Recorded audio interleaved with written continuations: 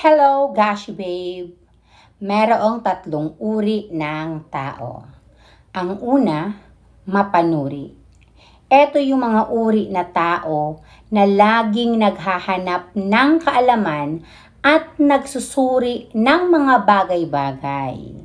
Sila ay laging maingat sa kanilang mga desisyon at palaging handang magtanong at mag-aral upang mapalawak ang kanilang kaalaman.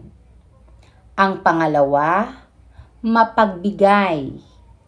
Ito ang mga uri ng tao na laging handang tumulong at magbahagi ng kanilang oras, kaalaman at suporta sa iba. Sila ay maawain at mapagmalasakit sa kapwa. Laging handang magbigay ng tulong at mag-alay ng kanilang serbisyo para sa ikabubuti ng iba. Ang pangatlong uri ay ang mapanindigan. Ito yung mga uri ng tao na matatag sa kanilang mga prinsipyo at paniniwala.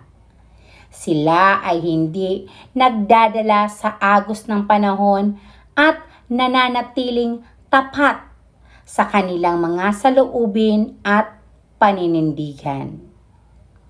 Kahit pa maraming pagsubok ang kanilang kinahaharap. Sila ay mayroong malalim na integridad at determinasyon na ipaglaban ang kanilang paniniwala. So, alin ka sa tatlong uri ng tao?